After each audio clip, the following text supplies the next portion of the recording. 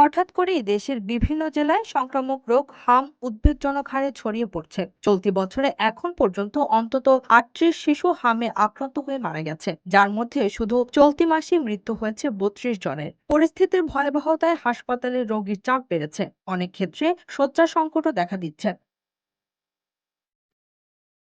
এমন পরিস্থিতিতে সবার মনে একটাই প্রশ্ন, দেশে হঠাৎ হামের প্রকোপ মারাত্মকভাবে কেন বেড়ে গেল?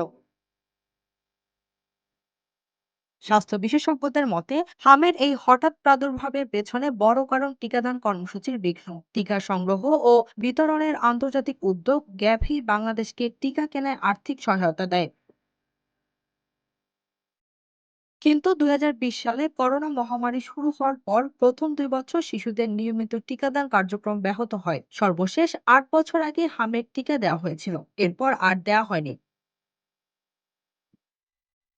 এতে একটি বড় অংশের শিশু প্রয়োজনীয় টিকা নিতে পারেনি এবং তাদের রোগ প্রতিরোধ ক্ষমতা দুর্বল হয়ে পড়ে। সম্প্রসারিত টিকাদান কর্মসূচি ইপিআই সূত্রে জানা গেছে, দেশে ১২টি রোগ প্রতিরোধে ৯টি টিকা দেওয়া হয়। তবে প্রতি বছর প্রায় ১০% শিশু টিকার বাইরে থেকে যায়, যার ফলে কয়েক বছর পর পর হামের মতো সংক্রামক রোগের প্রাদুর্ভাব দেখা দেয়। স্বাস্থ্য সংশ্লিষ্ট সূত্র জানায়, সংক্রামক ব্যাধিতে হাসপাতালে চলতি মাসে ২১ শিশুর মৃত্যু হয়েছে। বিশেষজ্ঞদের মতে হাসপাতালে ভর্তি হওয়া অধিকাংশ শিশুই টিকা বঞ্চিত। এছাড়া অপুষ্টিও শিশুদের ঝুঁকি বাড়িয়ে দিচ্ছে। পাশাপাশি একজন আক্রান্ত শিশু ১৩ থেকে ১৮ জন পর্যন্ত অন্যকে সংক্রামিত করতে পারে, যা পরিস্থিতিকে আরো জটিল করে তুলছে।